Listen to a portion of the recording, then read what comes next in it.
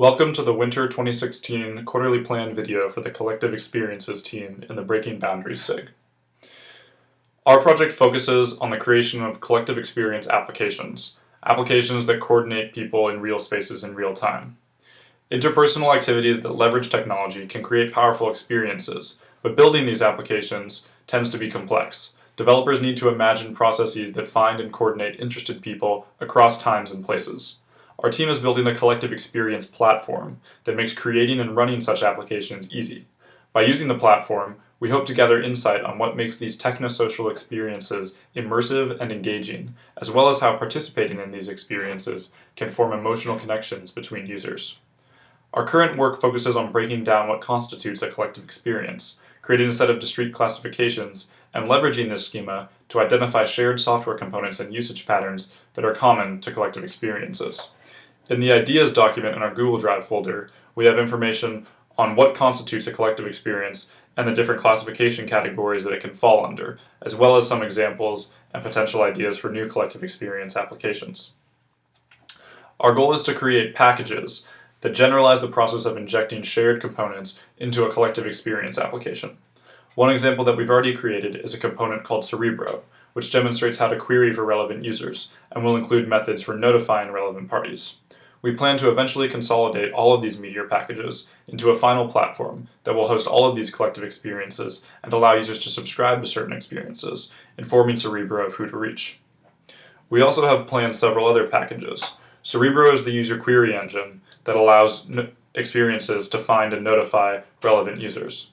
For people who played YoStar with us last quarter, you'll recognize Lobby Manager and Location Engine as two core features of the YoStar experience.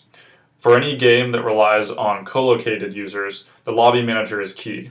It allows an experience to break up a user group into co-located groups and manage several games simultaneously. The Location Engine is essential for any experience that needs to coordinate people in real spaces and display their location, generally in real time. There are several other planned packages, including the Time Engine, Synchronized Data Engine, Data Combination Engine, as well as a Notification Engine. Users need to be able to be notified whenever an experience is starting or be given updates as an experience proceeds. Initially, since we're using Meteor, the notification engine may use techniques such as SMS and email to notify users. Eventually, with a native iOS app, push notifications could also be used. The Collective Experience Platform, or the Experience Manager, holds all the experiences and manages users through the process of subscribing and launching the experiences. When a user logs in, they identify characteristics about themselves and are then presented with a list of experiences to subscribe to based on those characteristics. For example, if an experience involves taking a picture of a dog, we don't want to give people who don't have dogs the option to subscribe to that experience. Once users have subscribed to experiences, they'll be notified when a particular experience is launching. Our users consist of both developers creating collective experience applications and users interested in participating in these technosocial activities. We'll test by both building collective experience applications ourselves and testing those with users, and having developers build with our framework. We'll measure success based off of a combination of users' qualitative emotional response, satisfaction, and described ease, as well as a quantitative measure of accuracy and speed of workflow, interest-based user selection, and participation. We want this to be as easy for developers to appropriately target users as possible and engaging for users to experience these experiences.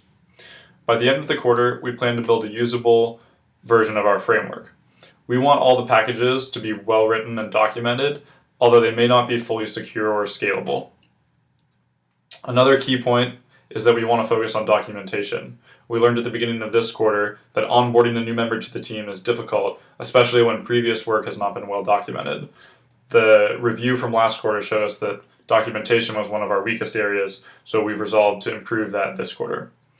Once we complete the first version of our collective experience framework, in the future we'd like to create a system that would allow users, perhaps unfamiliar with the technology themselves, to generate experiences using an experience generator by selecting what types of users the experience is intended for, as well as simple parameters that define the actions that a user needs to take. We're excited for the quarter to come and to see what we can accomplish with 3 people now on the team. Shannon's a new member to the Collective Experience team, and we're happy to have her on board.